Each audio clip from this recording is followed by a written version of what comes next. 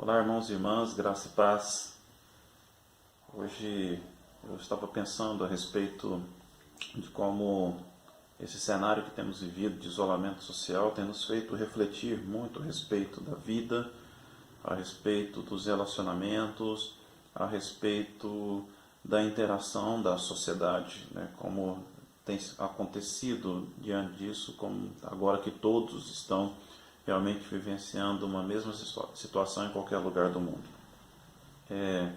Vemos no meio político ainda muita corrupção, divergências de opiniões, coisas que acabam até mesmo afetando a própria população pelo fato de que os líderes políticos não entram num consenso e acabam assim em suas decisões muito mais voltadas para aquilo que eles acreditam que é correto, né, sem pensar num bem comum. Vemos a perversão do povo, onde as pessoas acabam agindo de uma forma inconsequente, e dessa inconsequência nós observamos que cada um pensa apenas em si mesmo, não pensa no bem comum. Há algumas recomendações que devem ser feitas, né, normas, regras que são estabelecidas, isso pensando numa sociedade como um todo, e nós vemos que muitas vezes as pessoas não respeitam, pensando, eu não vou fazer, eu não quero, e acabam por assim agir e prejudicar outras pessoas.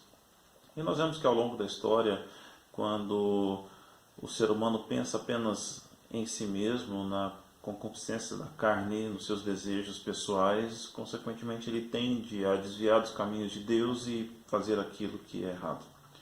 O que nós vemos hoje não é novidade, porque no século 8 antes de Cristo mesmo, quero trazer esse contexto histórico do livro de Miqueias, somente refletido no capítulo 7, nesse contexto onde Miqueias, no século 8 a.C., contemporâneo de Isaías, de Oséias, de Amós, já trazia para o povo a mensagem da parte de Deus, exortando com relação a esta infidelidade, à corrupção, ao desvio do caminho do Senhor.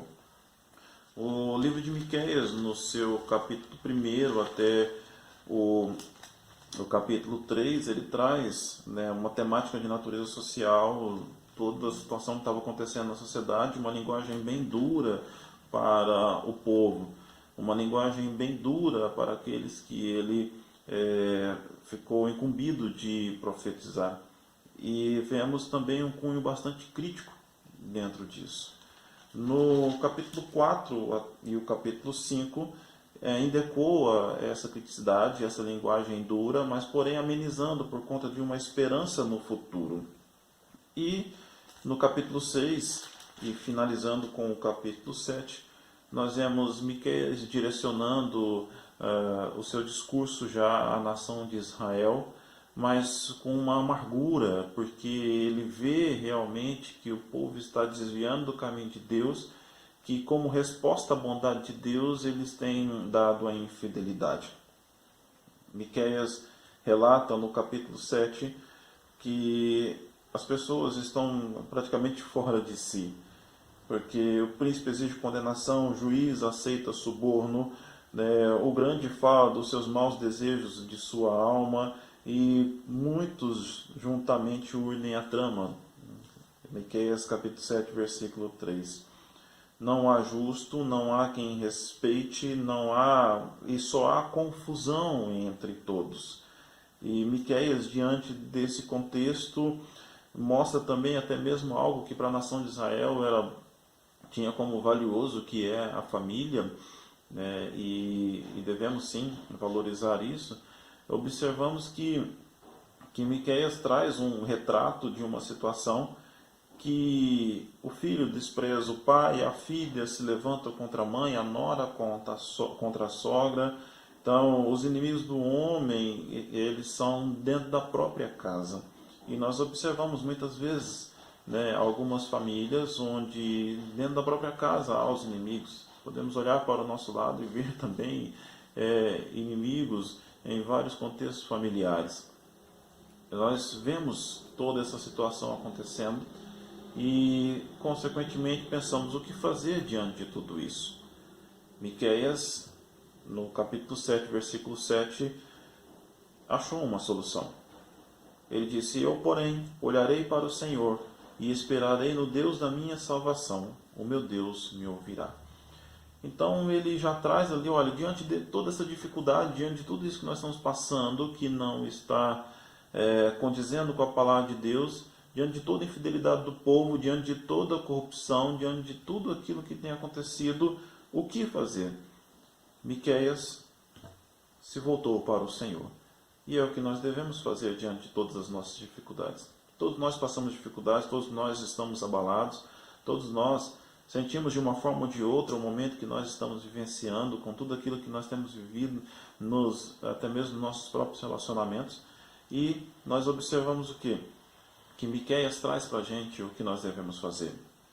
Primeiro, orar, porque a oração nos traz uma comunhão com Deus, onde Deus está, através da oração, nos ouvindo e, consequentemente, nos responde, porque Ele não desampara os seus. Na oração, que ela serve para a nossa própria edificação, a edificação do caráter cristão, nós podemos ter as respostas de Deus para as nossas dúvidas, nós podemos ter conforto para as nossas angústias e, assim, poder fazer também algo além, que é saber esperar. A espera é angustiante, a espera muitas vezes na realidade que nós vivemos hoje é quase que intolerável, porque nós não sabemos mais esperar. Nós queremos as coisas muito rápidas, queremos que tudo saia rápido. A geração fast food que muitos falam por aí, a comida rápida, já vemos isso até mesmo em todas as situações. Hoje qualquer minuto de espera parece uma eternidade, como se você estivesse perdendo tempo. Mas esperar em Deus não é perda de tempo. Esperar em Deus é ter a esperança naquele que tem a solução para as nossas vidas. E Miqueias também, no versículo 7, ele tem a certeza que Deus ouvirá. O mesmo Deus de Miqueias é o nosso Deus. E nós temos a certeza que Ele ouvirá o nosso clamor. Por isso nós precisamos orar, por isso nós precisamos esperar, por isso nós precisamos clamar ao Senhor. Nós vemos que temos passado dias difíceis. Nossos sentimentos muitas vezes eles ficam todos embaraçados diante de toda essa situação. Mas nós precisamos nos centrar na palavra de Deus, mesmo diante de tudo aquilo que nós temos optado por viver. Toda a fundamentação nossa ela deve ser na palavra de Deus. E fundamentado na palavra de Deus, eu digo aos irmãos e repito que nós devemos nos voltar para o Senhor em oração, em espera e também em clamor.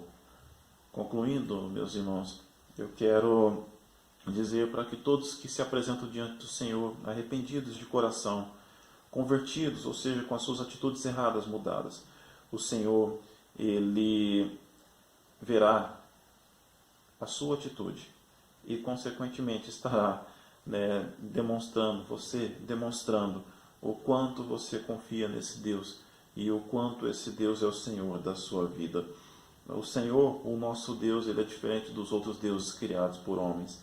É por isso que nós sentimos a paz de coração em qualquer situação, na esperança em Deus, porque esse Deus é a nossa única esperança.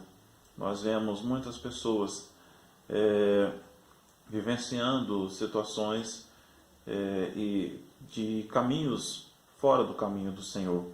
E mesmo assim, o Senhor se compadece. Mesmo assim, nós podemos experimentar do Senhor o perdão, porque o nosso Deus é um Deus perdoador.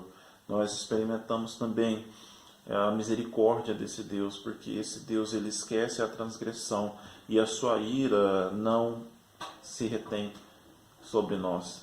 E quando nós sentimos este conforto de Deus, nós podemos ter a certeza que esses momentos que vivemos, os quantos dias de espera que forem necessários, serão tranquilos, porque sabemos que Deus está no controle de tudo. É por isso que nós temos paz. A paz que nós sentimos em nossa alma não é porque tudo vai bem, mas porque nós amamos o nosso Deus e sabemos que a vontade dele é boa, perfeita e agradável. Que Deus os abençoe e que cada dia nós possamos estar confiando nesse Deus, orando, esperando a sua vontade ser feita em nossas vidas e clamando, é claro, porque é a esse Deus que nós devemos recorrer. Que Deus abençoe vocês, que vocês tenham dias de espera cada vez mais tranquilos, com o conforto do nosso Deus, com a paz que excede todo entendimento vinda por Ele. Que Deus abençoe.